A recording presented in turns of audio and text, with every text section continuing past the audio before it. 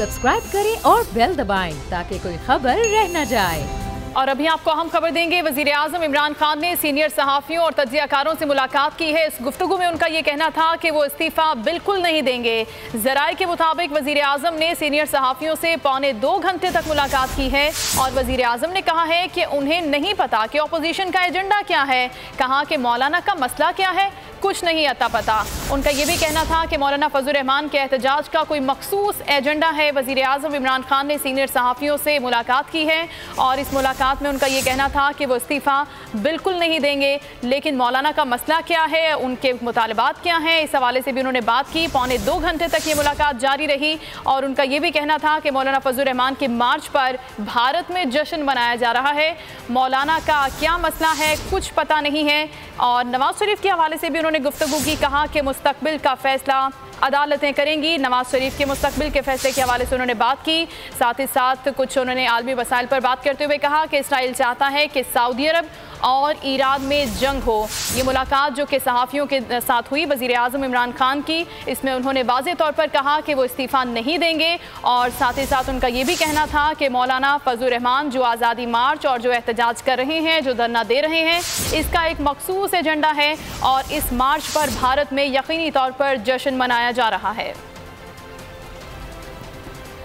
इसी पर बात करेंगे। सीनियर तज्ज़ियाकार समी इब्राहिम साहब हमारे साथ मौजूद हैं। समी साहब, पहले भी आपसे गुफ्तगू हो रही थी, आपने यही कहा था कि इस्तीफ़ा बिल्कुल नहीं दिया जाएगा, क्योंकि इससे पहले जब इमरान खान साहब की जानिब से नवाज शरीफ से इस्तीफ़ा मांगा गया तो ये बात पीछे रह गई कहीं। आज की मुलाकात में आप मौजूद थे, क्या गुफ्तगू हुई? देखिए, प्राइम मिनिस्टर ने ये एक बड़ी लंबी मुलाकात थी सहाफ़ियों के साथ, एंकर्स के साथ। तकरीबन 2 घंटे तक ये नशिस्त जारी रही, 2.25 घंटे। और इसमें उन्होंने कश्मीर का मसला, पाकिस्तान की इकॉनमी, पाकिस्तान की सियासी सूरत हाल और जो मसला कश्मीर को उठाया गया है, इस वक्त पूरी दुनिया में कश्मीर की बात हो रही है और ख़ास तौर पर अमेरिकी कांग्रेस की जो कमेटी है उसमें जो कश्मीर पर बात हुई है, इससे ये मामला अपने मंतकी अंजाम तक पहुंचेगा। उन्होंने कहा कि पाकिस्तान में जो मीडिया का रोल है वो बड़ा अहम है कश्मीर के लिए, क्योंकि कश्मीरी जो हैं वो पाकिस्तानी मीडिया को देखते हैं और इस वक्त भारत की ये ख्वाहिश है कि कश्मीरियों की हिम्मत टूट जाए, इसीलिए वहाँ पर कर्फ्यू है, वहाँ पर जुल्म सितम है। और पाकिस्तानी मीडिया अगर हमें उनकी स्पिरिट को कायम रखना है कश्मीरियों को, और पाकिस्तानी मीडिया को इस मसले को जिंदा रखना है। लेकिन ये जो धरना पॉलिटिक्स है, ये जो अपोजिशन ने एहतजाज की जो बात शुरू की है, मौलाना फजलुर रहमान ने जो कुछ वो कर रहे हैं, उन्होंने कहा कि मेरा अपना ये ख्याल है, मुझे ये यकीन है कि इसके पीछे इंटरनेशनल लॉबीज काम कर रही हैं और वो जो मसला कश्मीर है वो चाह रही हैं कि उस पर ज़्यादा पाकिस्तानी मीडिया बात ना करे, क्योंकि पाकिस्तानी मीडिया कश्मीर के अंदर जो लोग हैं उनकी स्पिरिट को कायम रखने में बहुत अहम किरदार अदा कर रहा है। उन्होंने एक बात आज वाज़ेह तौर पर कही कि मैंने जनरल कमर जावेद बाजवा से ये कहा है कि पाकिस्तानी फौज को हर तरह की सूरत हाल के लिए तैयार रखें। हम पूरी तरह तैयार हैं, पाकिस्तान की फौज तैयार है। और मेरी पाकिस्तान फौज के सरबराह जनरल कमर जावेद बाजवा से इस हवाले से कई दफ़ा गुफ्तगू हुई है और हम इस हवाले से पूरी तरह तैयार हैं। उन्होंने कहा कि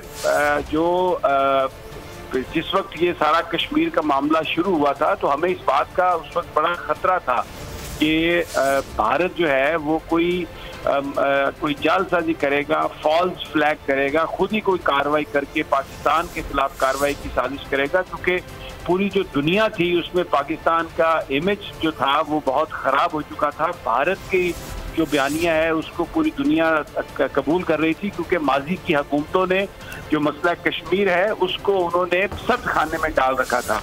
तो हमने इस हवाले से उन्होंने कहा कि मलेशिया और टर्की वो पाकिस्तान के साथ हैं, चीन पाकिस्तान के साथ है, चाइना और सऊदी अरब ने पाकिस्तान की जो इकॉनमी है उसको बेहतर करने के लिए भी मदद दी। हमें $10 अरब की तो सिर्फ किस्तें देनी थी। अगर चाइना और सऊदी अरब पाकिस्तान का साथ ना देते तो पाकिस्तान बैंकरप्ट हो जाता, पाकिस्तान डिफॉल्ट कर जाता और उससे पाकिस्तान की सूरत हाल जो है वो बहुत ख़राब हो जाती। जो पाकिस्तान के अंदर की जो सियासी सूरत हाल है उस पर उन्होंने ये कहा कि ये पूछा गया कि क्या आप इजाज़त देंगे, आप कंटेनर लगाएंगे, मुल्क बंद करेंगे, क्या करेंगे? तो उन्होंने कहा कि जी हम जो मुज़ाकराती कमेटी है वो कल इससे बात कर रही है। अपोजिशन हमें बताए तो सही कि उनके डिमांड्स क्या हैं, वो चाहते क्या हैं। वो एक तरफ नामूस रिसालत की बात करते हैं, एक तरफ हमें यहूदी कह देते हैं, एक तरफ जाके तो वो इक़्तिसादियात की बात करते हैं, और फिर सिर्फ इसलिए कि उन्होंने मुझे हटाना है तो मैं तो इस्तीफा नहीं दूंगा। बिल्कुल ये तो कोई बात ही नहीं है ऐसी। अगर वो हमें कोई सियासी अंदाज में कोई बात करें तो हम उसका सियासी अंदाज में जवाब दे सकते हैं। और दूसरा, उन्होंने कहा कि उनकी हुकूमत किसी हवाले से कोई पाबंदी नहीं लगा सकती। ये बात हुई कि मौलाना फजलुर रहमान के जो इंटरव्यू हैं उन पर पाबंदी लगाई जा रही है, जिस पर फिरदौस आशिक अवान साहबा ने ये कहा कि पैमरा पाबंदी लगाता है और वो एक इंडिपेंडेंट इदारा है। तो जिस पर सहाफ़ियों ने कहा कि हम सबको पता है कि वो कितना इंडिपेंडेंट इदारा है, तो इसलिए ये बताइए कि आप ऐसा लग रहा है कि आगे जाके जो धरने में या जो एहतजाज होगा उसमें बिल्कुल मीडिया से ब्लैकआउट किया जाएगा। तो इस पर प्राइम मिनिस्टर इमरान खान ने कहा कि ये मैं आपको इजाजत दे रहा हूँ। देखें, ये मैं आपको रिपीट कर रहा हूँ। प्राइम मिनिस्टर ने कहा कि ये मैं आपको इजाजत दे रहा हूँ कि मौलाना फजलुर रहमान का आप करें इंटरव्यू, मौलाना फजलुर रहमान को दिखाएं आप। कोई हम किसी तरह से भी मेरी हुकूमत कोई क्लैम्प, किसी मीडिया की पाबंदी नहीं लगाई जा रही। और लेकिन ये मीडिया का फर्ज है कि वो जो पाकिस्तान के जो मसाइल हैं उनको इस अंदाज में पेश करें कि मसले से भी आगाही हो और उससे मायूसी ना फैले। उन्होंने थोड़ा गिला किया कि अभी हमारी हुकूमत को आए 1 साल हुआ है और पहले दिन से अपोजिशन भी मेरे पीछे, हमारी इस हुकूमत के पीछे पड़ी है, और उसकी वजह सिर्फ एक है। उन्होंने कहा वजह सिर्फ एक है कि ये सब NRO मांगते हैं।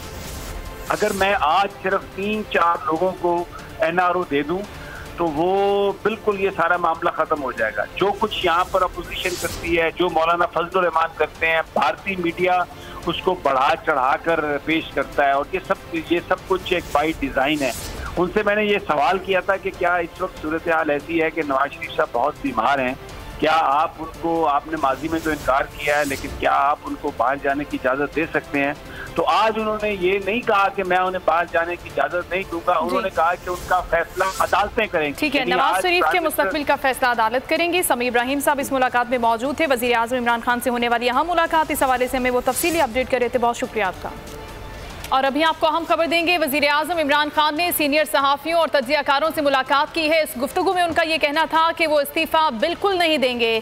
ज़राए के मुताबिक वज़ीर आज़म ने सीनियर सहाफ़ियों से 2.25 घंटे तक मुलाकात की है और वज़ीर आज़म ने कहा है कि उन्हें नहीं पता कि अपोजिशन का एजेंडा क्या है। कहा कि मौलाना का मसला क्या है, कुछ नहीं अता पता। उनका यह भी कहना था कि मौलाना फजलुर रहमान के एहतजाज का कोई मखसूस एजेंडा है। वज़ीर आज़म इमरान खान ने सीनियर सहाफ़ियों से मुलाकात की है और इस मुलाकात में उनका ये कहना था कि वो इस्तीफ़ा बिल्कुल नहीं देंगे, लेकिन मौलाना का मसला क्या है, उनके मुतालबात क्या हैं, इस हवाले से भी उन्होंने बात की। 2.25 घंटे तक ये मुलाकात जारी रही और उनका ये भी कहना था कि मौलाना फजलुर रहमान के मार्च पर भारत में जश्न मनाया जा रहा है। मौलाना का क्या मसला है कुछ पता नहीं है। और नवाज शरीफ के हवाले से भी उन्होंने गुफ्तगू की, कहा कि मुस्तकबिल का फैसला अदालतें करेंगी। नवाज शरीफ के मुस्तकबिल के फैसले के हवाले से उन्होंने बात की। साथ ही साथ कुछ उन्होंने आलमी वसाइल पर बात करते हुए कहा कि इसराइल चाहता है कि सऊदी अरब और ईरान में जंग हो। ये मुलाकात जो कि सहाफ़ियों के साथ हुई वज़ीर आज़म इमरान खान की, इसमें उन्होंने वाज़ेह तौर पर कहा कि वो इस्तीफ़ा नहीं देंगे और साथ ही साथ उनका ये भी कहना था कि मौलाना फजलुर रहमान जो आज़ादी मार्च और जो एहतजाज कर रहे हैं, जो धरना दे रहे हैं, इसका एक मखसूस एजेंडा है और इस मार्च पर भारत में यकीनी तौर पर जश्न मनाया जा रहा है। इसी पर बात करेंगे। सीनियर तज्ज़ियाकार समी इब्राहिम साहब हमारे साथ मौजूद हैं। समी साहब, पहले भी आपसे गुफ्तगू हो रही थी, आपने यही कहा था कि इस्तीफ़ा बिल्कुल नहीं दिया जाएगा, क्योंकि इससे पहले जब इमरान खान साहब की जानिब से नवाज शरीफ से इस्तीफ़ा मांगा गया तो ये बात पीछे रह गई कहीं। आज की मुलाकात में आप मौजूद थे, क्या गुफ्तगू हुई?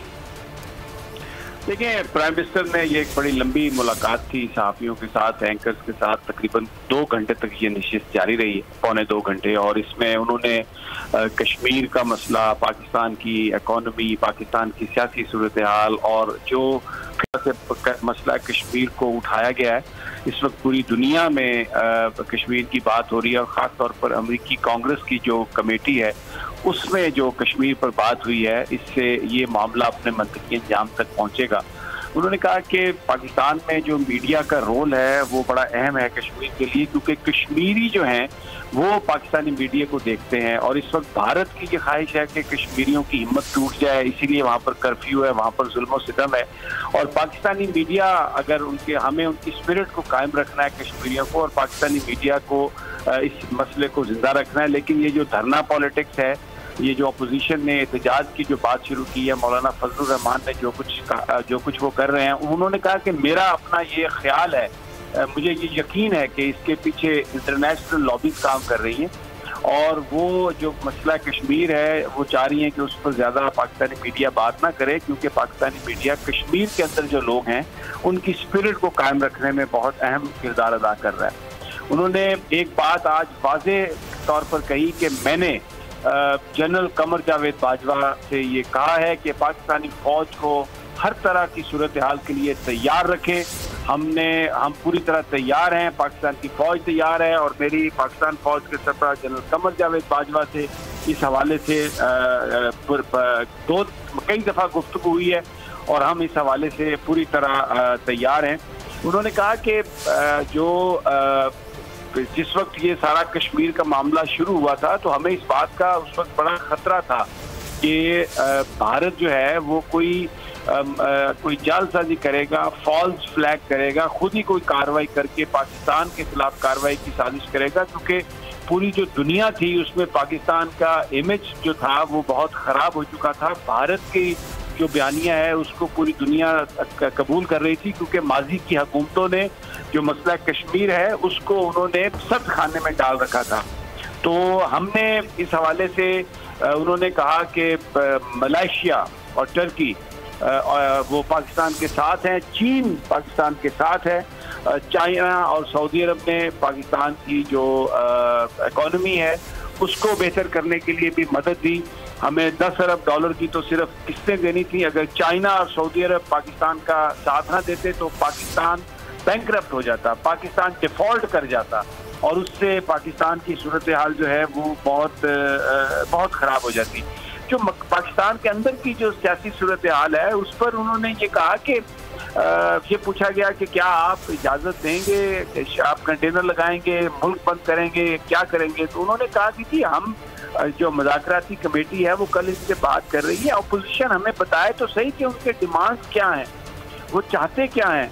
वो एक तरफ नामूस रिसालत की बात करते हैं, एक तरफ हमें यहूदी कह देते हैं, एक तरफ जाके तो वो इक़्तिसादियात की बात करते हैं और फिर सिर्फ इसलिए कि उन्होंने मुझे हटाना है तो मैं तो इस्तीफ़ा नहीं दूंगा। बिल्कुल ये तो कोई बात ही नहीं है ऐसी। अगर वो हमें कोई सियासी अंदाज में कोई बात करें तो हम उसका सियासी अंदाज में जवाब दे सकते हैं।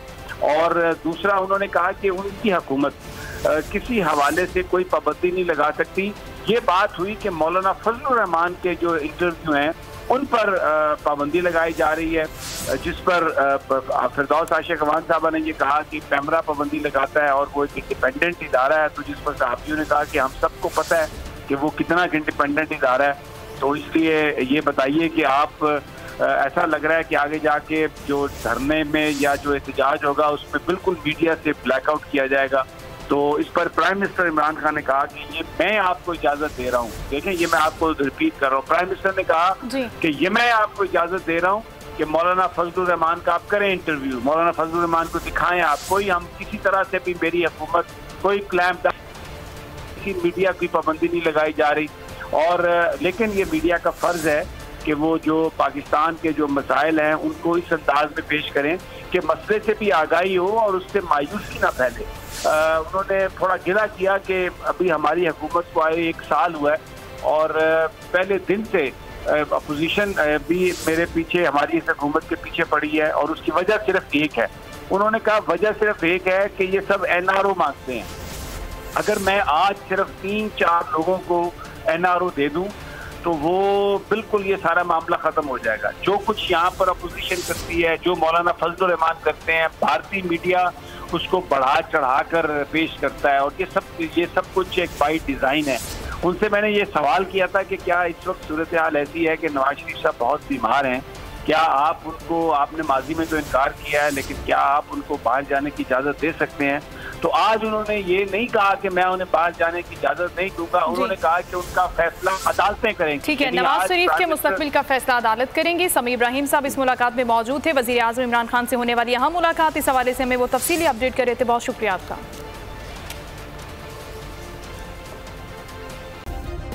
सब्सक्राइब करें और बेल दबाएं ताकि कोई खबर रह न जाए।